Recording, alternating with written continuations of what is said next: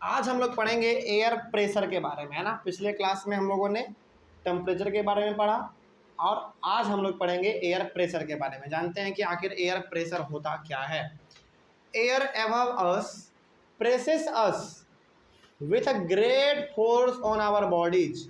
मतलब क्या हुआ इसका? इसका मतलब ये हो गया कि हमारे बॉडी के ऊपर क्या है, पहली बात तो एयर है और वो एयर हमारे ऊपर एक प्रेशर लगाता है, बहुत तगड़ा वाला प्रेशर। ठीक है,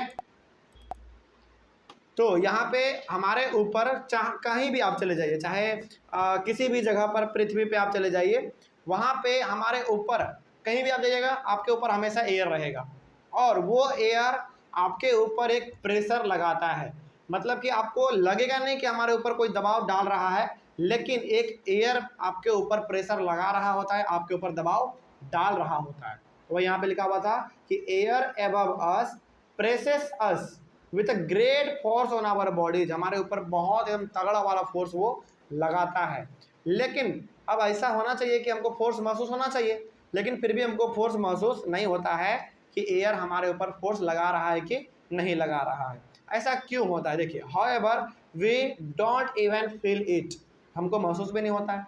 क्यों नहीं होता है? This is because the air presses us from all directions and our body exerts a counter pressure. मतलब ये हो गया कि हमारे ऊपर हमारा एयर चारों तरफ से फोर्स लगाता है, ऊपर नीचे दाएं बाएं हर तरफ से हमारे बॉडी के ऊपर एक फोर्स लगा रहा है हमारा एयर।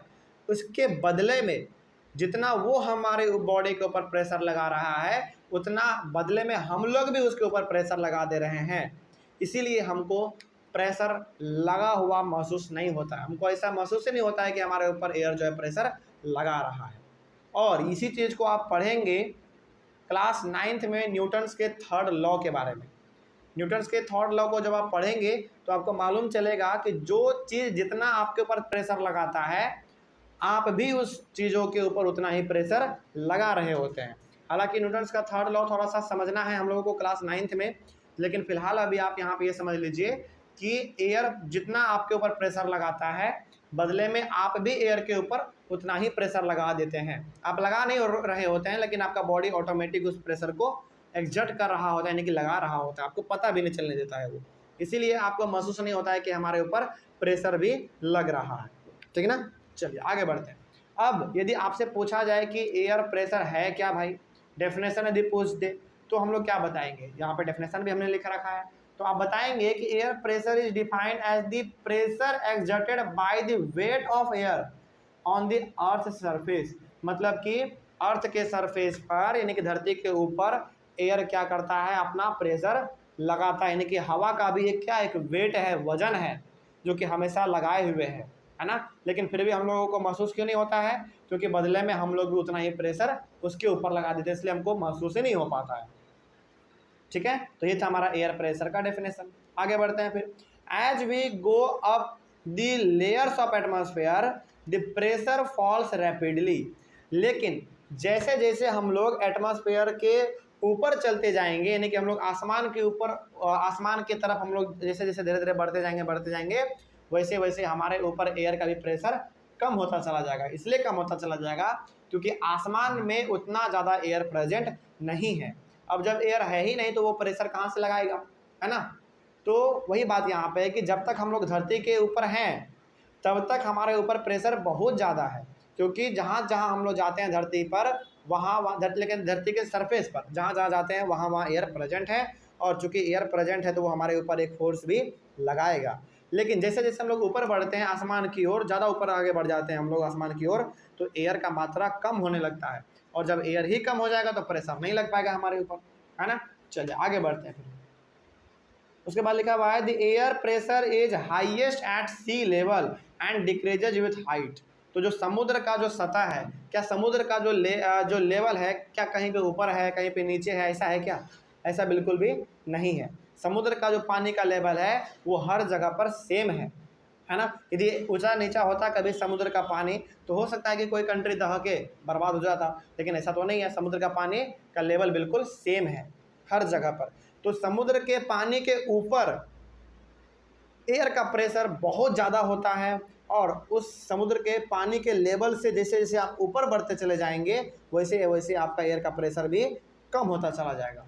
ठीक है, तो आपसे पूछा जाएगा कि सबसे ज़्यादा एयर का प्रेशर कहाँ पे होता है, तो समुद्र के जो सी लेवल है उसके लेवल पे यदि आप खड़े हैं, तो ऐसा नहीं कि समुद्र के पानी के ऊपर, नहीं, वो तो एक तरीका बताया गया है कि समुद्र का जो पानी है वो हर जगह पर उसका लेवल सेम है और उसी लेवल पे यदि आप खड़े रहते हैं किसी भी जगह पर ज़मीन पर उसी लेवल पे, लेकिन तो वहाँ पे आपको प्रेशर बहुत ही ज़्यादा लगेगा। लेकिन जैसे जैसे आप उससे ऊपर उठते चले जाएंगे, आसमान की ओर आगे बढ़ते चले जाएंगे, वहाँ पे आपका प्रेशर कम होता चला जाएगा। ठीक है, क्योंकि हवा ही नहीं रहता है, तो जब हवा है ही नहीं तो फिर आपका प्रेशर भी नहीं होगा। आगे बढ़ते हैं। Horizontally the distribution of air pressure is influenced by temperature of air at a given place. मतलब कि धरती के ऊपर, हॉरिजॉन्टली का मतलब क्या हो गया, लेटा हुआ, है ना। तो जहाँ जहाँ आप धरती पर चलेंगे, धरती के सरफेस के ऊपर चलेंगे, वहाँ पे एयर का प्रेशर कम होगा कि ज़्यादा होगा, ये डिपेंड करता है वहाँ के टेम्परेचर पर।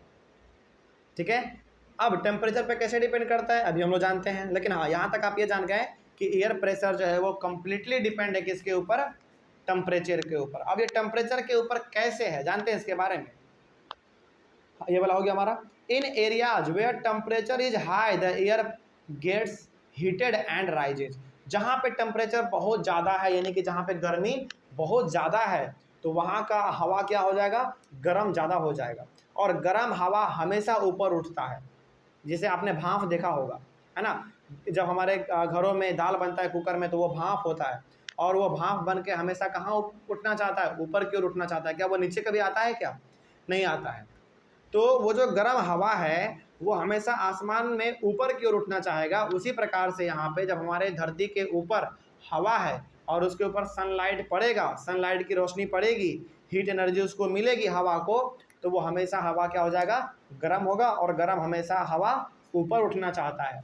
और जब हमेशा गर्म हवा ऊपर उठेगा तो उस जगह का क्या हो जाएगा, हवा खाली हो जाएगा और जब हवा खाली हो गया तो वहाँ का प्रेशर भी कम हो जाएगा। क्यों प्रेशर कम होगा, क्योंकि वहाँ पे एयर भी हमारा बहुत ही कम है।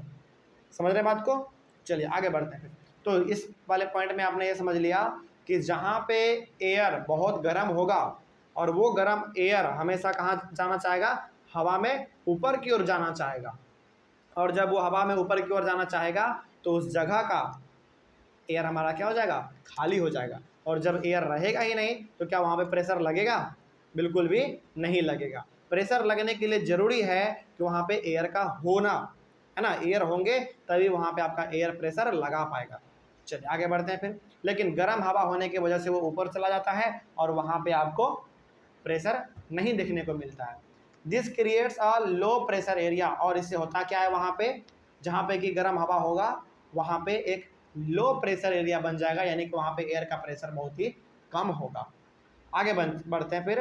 The air always moves from high pressure area to low pressure area. और हमेशा हवा किधर से किधर बढ़ना चाहेगा, जहाँ पे ज़्यादा प्रेशर है वो वाला हवा बढ़ेगा किसकी ओर, लो प्रेशर एरिया की ओर।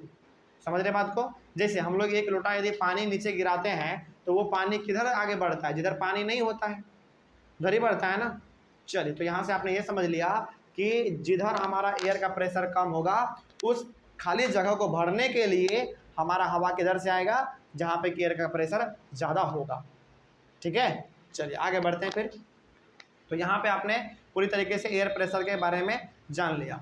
अगले वाले क्लास में हम लोग जानेंगे विंड के बारे में, यानी कि हवा के बारे में। ठीक ना, चलिए तो अगले thank you very much and have a nice day.